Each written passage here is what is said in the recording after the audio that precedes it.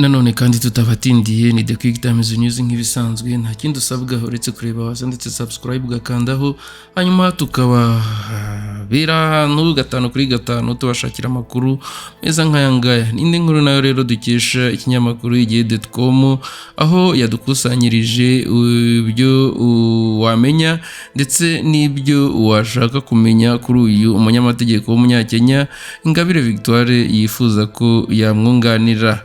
Kuwa 8 rero Nyakanga 2025 nibwo urukiko rw'ibanze rwa Kicukiro rwafashe umwanzuro wo kwimurira tariki ya 15 Nyakanga 2025 iburanisha rya Ingabire Victoire Umuhoza kwifungwa n'ifungurwa ry'agateganyo. Ni nyuma rero yuko yagaragaje imbogamizi zirimo ko atabonye umwanya uhagije wo kwiga dosiye yarezwemo n'ushinjacyaha, ndetse umunyamategeko w'umunyamahanga ashaka ko amwunganira akaba ataremererwa gukorera mu Rwanda. Ingabire rero yasabye urukiko ko rwamusabira urugaga rw'abavoka rukorohereza umunyamategeko we ukomoka muri Kenya witwa Emily Osiemo kubona ibyangombwa byo gukorera mu Rwanda kugira ngo amwunganire muri uru rubanza. Mbere yuko rero iyi nkuru tiva imuzi n'umuzingo, nta kindi usabwa uretse kureba hasi wowe utarabikora ugakanda kuri subscribe, hanyuma amakuru ukajya uyabona mu bambere. Emily rero Kwamboka Osiemo niyo mazina ye ya nyayo, n'umwe rero mu banyamategeko bakomeye muri Kenya, amaze kubaka izina mu mategeko mpuzamahanga by'umwihariko mu birebana n'amasezerano n'ubucuruzi hagati y'ibihugu. Abarizwa mu rugaga rw'abavoka rwitwa Lumumba Ayeko, aho akora nk'umujyanama mukuru mu by'amategeko mpuzamahanga. Emily ni umunyamategeko wemewe n'urugaga rwa Kenya, afite impamyabumenyi y'icyiciro cya mbere cya kaminuza mu mategeko ndetse n'indi y'icyiciro cya gatatu masters yakuye muri kaminuza ya Dar es Salaam muri Tanzania, abifashijwemo n'ikigo mpuzamahanga cya SIDA Scholarship. Yanize kandi mu ishuri ry'amategeko rya Afurika y'Uburasirazuba. Kwa 13 rero Nyakanga 2020 Emily hamwe n'undi munyamategeko Christopher Ayeko bashyikiriye urukiko rwa EAC bashyikirije urukiko rwa EAC ikirego bashinja leta ya Kenya gusinya amasezerano y'ubucuruzi na Amerika binyuranyije n'amabwiriza agenga umuryango wa Afurika y'Uburasirazuba. Bavuga ko ayo masezerano yarenze ku mategeko ya EAC agenga ubucuruzi bwisanzuye n'isoko rusange, kandi hatagishijwe inama ibindi bihugu bigize uwo muryango. Uretse kuba rero yarabaye umunyamategeko uburana imanza zirebana n'imari n'ubucuruzi, emerazwiho no kuba intyoza mu guharanira ko abaturage basobanukirwa uburenganzira bwabo mu masezerano mpuzamahanga. Emily Osiemo yemeza ko Afurika ikwiye kubahiriza ubufatanye hagati n'ibihugu byayo, aho igihugu kitagomba gufata icyemezo cy'ubucuruzi mpuzamahanga kidasobanuye ku bundi bufatanyabikorwa ubwo mu karere. Si mushya rero mu nkunganira Ingabire Victoire, kuko hari izindi nshuro zitandukanye yagiye amwunganira, nk'uko ndibuze kugenda mubereka rero mu mashusho atandukanye n'amafoto ye agiye agaragazwa hano ku kinyamakuru igihe.com.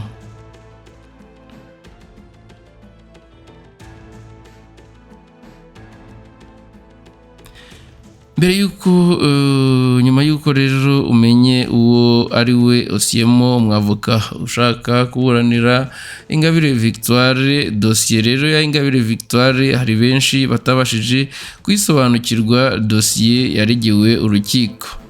Ubushinjacyaha bukuru bwaregeye dosiye ya Ingabire Victoire Umuhoza urukiko rw'ibanze rwa Kicukiro kugira ngo aburanishwe ku ifunga n'ifungurwa ry'agateganyo.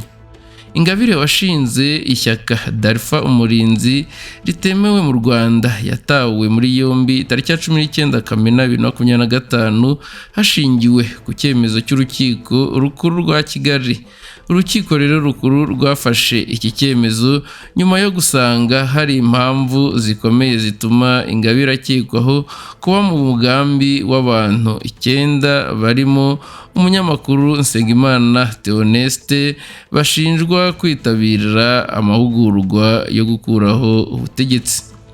Ingabire yemeye ko 8 muri aba bantu havuyemo umunyamakuru Nsengimana bahoze ari abayoboke ba Darfa Umurinzi, ariko iri shyaka atari ryo ryateguye aya mahugurwa kandi ngo we ubwe ntiyarayazi.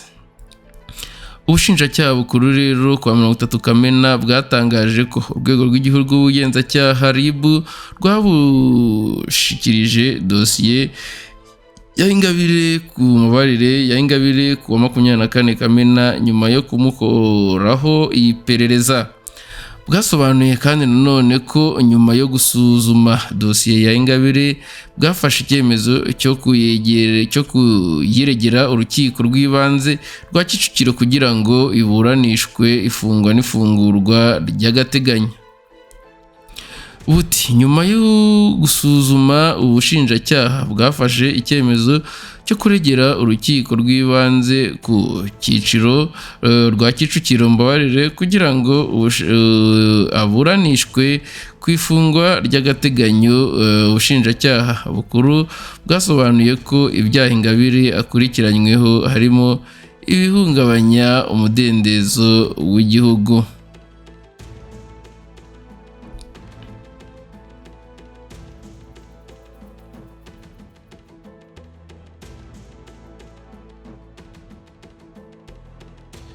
Tutagiye kure rero reka turebe kwicukumbura ku bimenyetso bishinja Ingabire gushaka guhirika ubutegetsi. Ni inkuru n'ubundi nanone dukesha kinyamakuru igihe.com yanditswe ku 30/6/2025 isaha ya 2:05. Hashize iminsi Ingabire Victoire Umuhoza yongeye gutabwa muri yombi ku iperereza rishya rigaruka ku birego ashinjwa byo gushaka guhirika ubutegetsi. Itabwa muri yombi rye ryaturutse ku rubanza ruregwamo abantu bo mu ishyaka rye Darfa Umurinzi. Abo muri Darfa Umurinzi bita Ingabire amazina atandukanye, bamwe bamwita Ivu nk'impine y'izina rye, abandi bamwita Mukecuru. Ayo mazina yombi ushobora kuza kuyabona muri iyi nkuru. Ni The Quick Times nk'ibisanzwe, nta kindi usabwa uretse kureba aho hasi subscribe ugakandaho mbere y'uko iyi nkuru tuyiva imuzi n'umuzingo. Muri iyi nkuru rero turagaruka kuri bimwe bimenyetso byakoreshejwe n'ubushinjacyaha byaganishije kwitabwa muri yombi rye. Ni isesengura ryageze ku butumwa Ingabire yandikiranaga n'abarwanashyaka be mu migambi yaganishije kwitabwa muri yombi rye.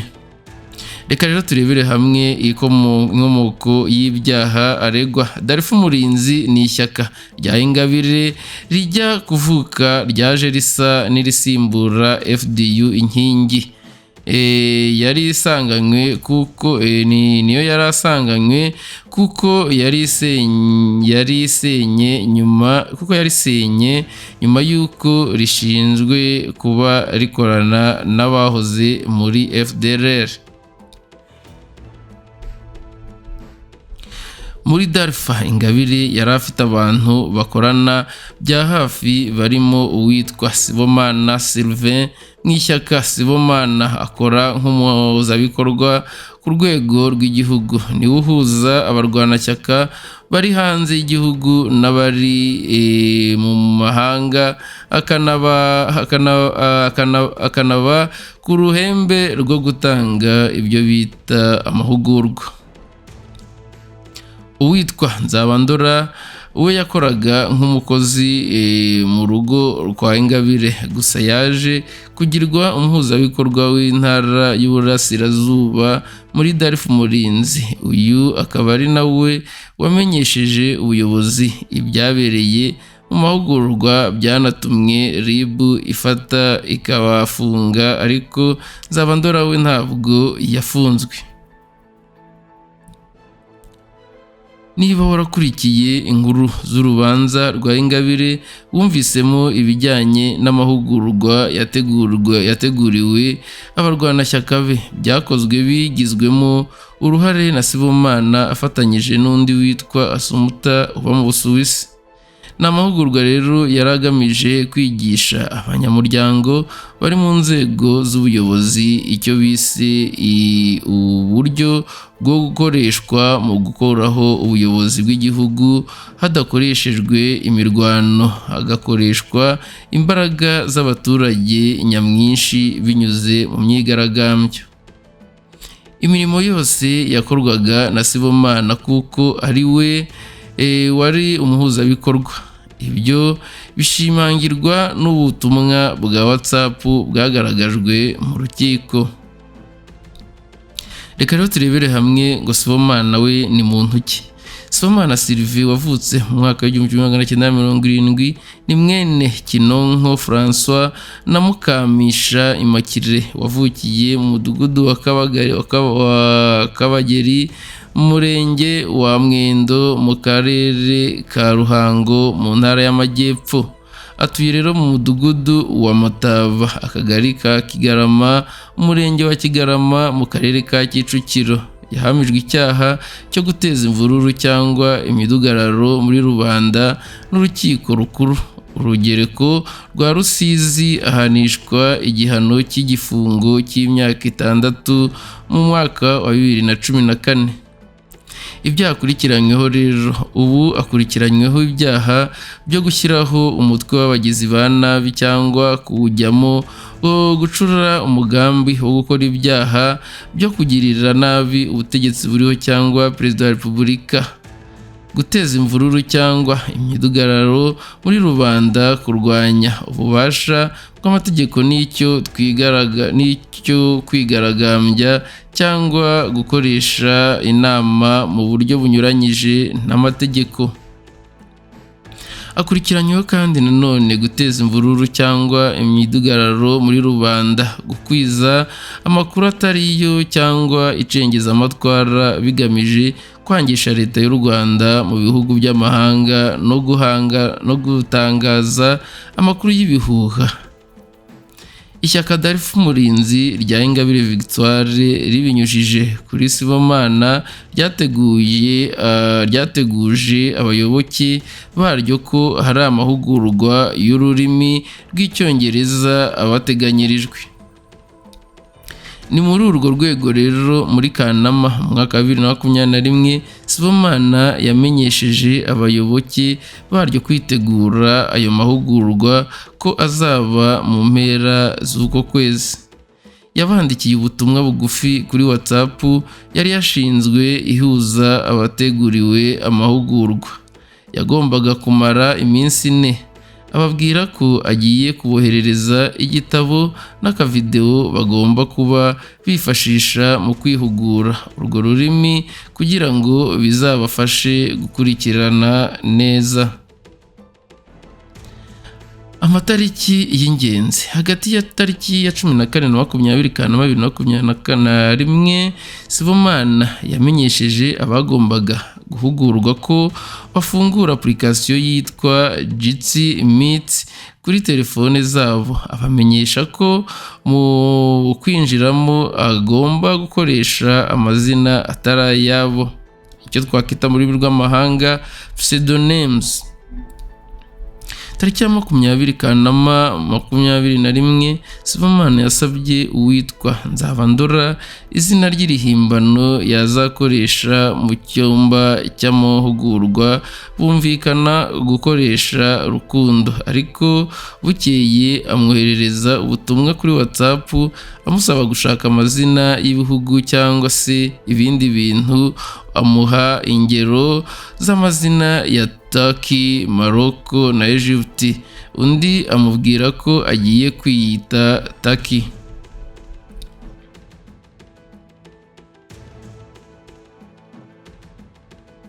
tariki ya 14 Kanama 2021 uwitwa Nzabandora Boniface umuyoboke wa Darfa umurinzi mu ntara y'Uburasirazuba n'abandi bayoboke ba Darfa bahawe igihe igitabo cyitwa Blueprint for Revolution. Icyo gitabo cyari mu Cyongereza. Uwo munsi bahawe icyo gitabo gisemuwe mu Gifaransa cyitwa Comment faire tomber un dictateur quand on est seul, tout petit et sans armes. Ni nko kuvuga ngo mu tugenekereje muri rw'Ikinyarwanda ni gute wakuraho umunyagitugu mu gihe uri wenyine nta mbaraga nta n'intwaro ufite. Ibyo bitabo byanditswe n'umunya-Serbia Serdar Popović wagize uruhare mu gukuraho ubutegetsi bwa Slobodan Milosevic. Sibomana yanaboherereje video ya Popović kugira ngo batangire bimenyereze uko uvuga ururimi rw'Icyongereza banitegure kumva icyo amahugurwa agamije. Popović na Milosevic bo ni bantu ki?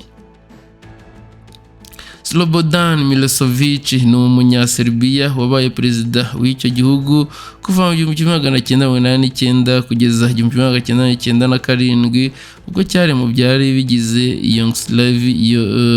Yugoslavia. Yabaye umukuru w'igihugu gishya cya Yugoslavia kuva 1997 kugeza mu mwaka wa 2000 nyuma y'uko habayeho itandukana ry'ibihugu birimo Serbia, Croatia, Bosnia Herzegovina n'ibindi byari bigize Yugoslavia ya kera. Azwi cyane rero kubera intambara yarwanye muri Yugoslavia mu myaka y'1990 n'urudaca rw'amakimbirane rwakurikiye itandukana rya leta zari zihuriye muri Repubulika ya Yugoslavia. Milosevic yaharaniraga ko Serbia ikomeza kugira ijambo nyamukuru mu karere ibyo bihugu byari biherereyemo, akanashyigikira ukwigenga kw'abanya-Serbia babaga batuye muri ibyo bihugu bindi. Byatumye babaho urugomo n'intambara muri Bosnia, Croatia na Kosovo. Yavuye ku butegetsi abuhiritsweho mu mwaka wa 2000 nyuma y'imyigaragambyo y'uruhererekane yamaganaga ubutegetsi bwe, aho yari yarahawe izina rya Bulldozer Revolution. Popović we ni impirimbanyi y'umunya-Serbia uri mu batangije Otpor, itsinda ry'urubyiruko rwagize uruhare mu gukura ku butegetsi Perezida Slobodan Milosevic mu mwaka wa 2000. Otpor yashinzwe mu 1998, yakoze ubukangurambaga ku bundi rubyiruko rubarirwa mu bihumbi mu bikorwa byo kwamagana ubutegetsi, ariko bikorwa mu mutuzo hakoreshejwe amayeri atandukanye nko kwifashisha urwenya, ku buryo bakoraga ibintu bisetsa abantu ariko bikanatuma batekereza ku butegetsi buriho.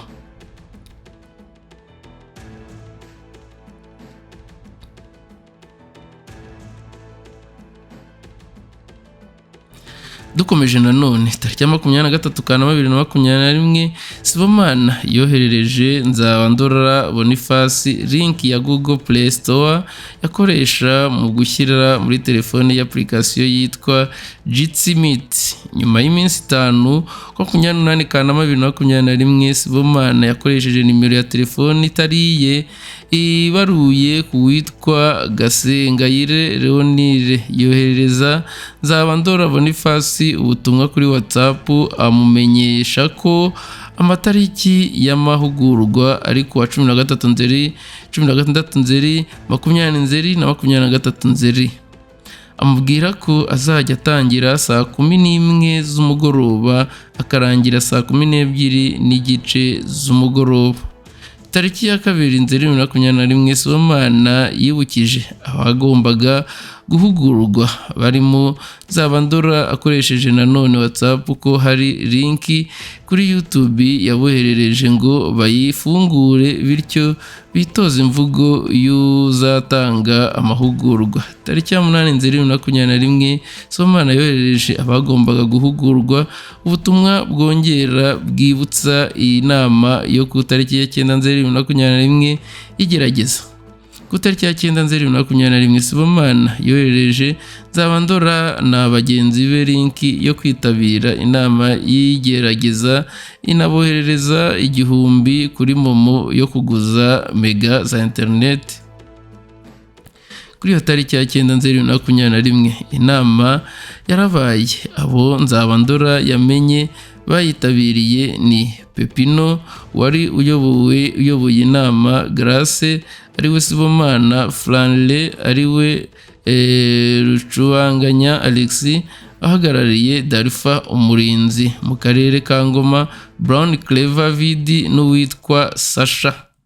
Amahugurwa yatangiriye ku ngingo yiswe Vision for Tomorrow, yibanda mu kumvisha abayitabiriye ko kurwanya ubutegetsi bw'igitugu ukoresheje ingufu bidashoboka cyane nko mu gihugu cyabo cy'u Rwanda aho imyigaragambyo itemewe, ahubwo ko bagomba gukoresha izindi nzira kuko bituma leta ntawe yica. Isomo rya kabiri ryatanzwe ku munsi wa gatatu ry'amahugurwa tariki ya 20 Nzeri 2021 ayobowe nanone n'uwitwa Sandra na Anna biga ku ngamba n'inzira byakoreshwa mu mugambi wo gukuraho ubutegetsi. Izo nzira rero zo gukuraho ubutegetsi bigaga muri ayo mahugurwa bize inzira enye bakoresha bakuraho ubutegetsi. Izo zirimo iyo bise mobilization and persuasion, bivuze ko bigaga uburyo batangiza ibikorwa bitagira ingaruka ariko bigamije gutinyura abaturage bagahangana n'ubutegetsi bita ubw'igitugu buriho mu Rwanda. Indi nzira ni imyigaragambyo bagamijwe kugaragaza ko bahari kandi biteguye guhangana na leta. Inzira ya gatatu niyo bise non cooperation tactic, ishingiye ku kutumvira gahunda za leta zose zirimo no kwanga gutanga imisoro no kwigomeka ku bindi bikorwa bya leta n'ibicuruzwa nka Made in Rwanda. Harimo kandi n'indi nzira bise dilemma, bavugaga ko bazatangira kuyikoresha bamaze kubona umubare munini w'abayoboke kuko yo ifite ingaruka nyinshi, ahanini ngo ibigamije gushyira leta mu gihirahiro aho bakora ibintu bigacanga leta ikabura ikikora. Uko ibikorwa rero byo guhungabanya umutekano byateguwe, ibikorwa byabo byagiye babigabanya mu byo bise operasiyo shira ubwoba, udahongetwa ugahongeta. Iyi bize ko izibanda ku cyiciro cy'abazunguzayi bakunze guhungetwa kubera irondo ry'isuku, aho bazumvisha abo baturage ko ari bo Rwanda leta ishaka kwikiza. Bagomba kubikora bahimba indirimbo ivuga ku mibereho mibi y'abazunguzayi, igahimbirwa hanze hanyuma igakwirakwizwa mu bantu benshi mu Rwanda. Operasiyo Serwakira yari kwibanda ku bantu babayeho cyane cyane abafite ikibazo cy'ubutaka, hari gukoreshwa inyandiko traffic zikanyanyagizwa ahantu henshi mu gihugu hose. Bwa mbere hari kubanza kunyanyagizwa impapuro zitanditseho, ubundi hakazakurikiraho izanditseho ngo turambiwe gukubitwa, turambiwe imisoro ihanitse ku muturage, turambiwe ubwicanyi no gushimutwa. Bityo hakagurwa amakaye, noneho barangiza bakabiha abamotari bakabinyanyagiza ahantu henshi. Operasiyo Muturage Imbere. Bavuze ko FPR ivuga ngo umuturage ku isonga, ariko bo bagomba kumushyira imbere. Hari gukoreshwa tracts bakandikaho amagambo arimo kwamburwa ubutaka, kwakwa imisoro y'ikirenga no gukubitwa kw'abazunguzayi. Batanze urugero ko bakwifashisha ibijyanye na Gakondo ahimuwe na Kangondo ahimuwe abaturage bari batuye ahashyira ubuzima bwabo mu kaga, bityo bagakoresha imipira y'icyatsi yanditseho Kangondo, bakazayambara igihe abaturage bazaba bari mu rubanza n'umujyi wa Kigali. Imipira ikambarwa mu gihugu hose icyarimwe ngo berekane ko barambiwe akarengane gashingiye ku butaka. Ibimenyetso rero bigaragaza ko Sibomana yakoranaga na Ingabire. Reka tubibabwire. Mu butumwa bwa WhatsApp, Sibomana na Asumuta utuye mu Busuwisi bagiye bandikirana bagaruka kuri Ingabire kandi nawe abagarukaho. Sibomana yitaga Ingabire mukecuru, mu gihe Asumuta yamwitaga Ivu. Ingabire niwe watangaga uburenganzira bwo kugira ngo amafaranga yo kwifashisha mu mahugurwa asohoke. Igihe rero yabonye ubutumwa bwandikiranaga nk'aho Asumuta yabwiye Sibomana ko WhatsApp itizewe, bakwiriye gushaka ubundi buryo bazajya baganiramo. Mu magambo bagize bati, abantu bawe ni muri WhatsApp bagize bati, abantu bawe no kubabwira bakajya kuri Signal, kuko abigisha batubwiye ko ariyo igomba gukoreshwa, WhatsApp ntiyizewe. Ibi ngo byagombaga gukorwa ku bw'umutekano wabo. Icyakora Sibomana agaragara avuga ko abantu bamugora kubera kutagira ubumenyi ku ikoranabuhanga. Ubundi butumwa ni ugaragaza ibiganiro bya Ingabire mukecuru na Sibomana babazanya kuri Asumuta. Kuwa gatanu Ukwakira 2021, Sibomana yandikiye Ingabire amubwira ko umunsi wari wabanje iby'ikoranabuhanga byabagoye. Ati, ejo iby'ikoranabuhanga byari byapfuye. Ingabire yaramusuhuje ahita amubaza ati, Asumuta se mwabonanye? Ingabire kandi yanasabwaga ibijyanye no gushaka amafaranga y'ingengo y'imari igomba gukoreshwa mu bikorwa byabo, nk'aho yasabwe ayo kwifashisha mu gukwirakwiza ibihuha binyuze kuri shene y'Umubavu. Umunyamakuru wa Umubavu ati, gusa ubabwire babishakire ingengo y'imari budget. Ingabire yahise abazwa azakenerwa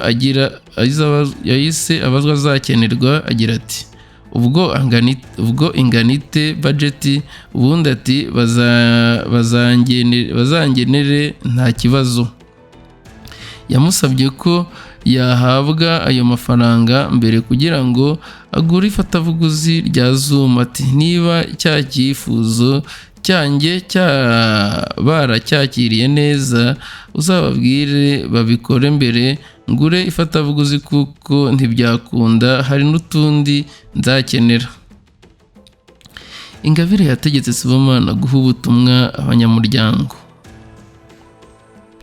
Mu butumwa bandikiranye kuri WhatsApp, Ingabire yandikiye Sibomana ubutumwa bugira buti: soma ubwo butumwa maze ubwire abantu bacu bafite telefone zigezweho smartphone bakore ako kantu, umunyarwanda niyubahwe. Sibomana yamusubije ko ubutumwa yabuhaye abo mu ntara bakoze amahugurwa formation bose, maze mukecuru aramushimira ati thanks. Ayo mafoto niyo bagombaga gukwirakwiza bagumura abaturage bavuga ko ubuyobozi butabitaho. Yarafashwe ndetse bigaragara ko buri wese yifotoye afite urupapuro rwanditseho ngo umunyarwanda yubahwe. Yohererezwa onga kuwa mbere tariki 30 Kanama 2021. Asumuta yoherereje Sibomana amafaranga 270 nyuma yo kubimusezeranya mu biganiro bagiranye. Ni ayari yagenewe kugura interinete yo kwifashisha muri aya mahugurwa.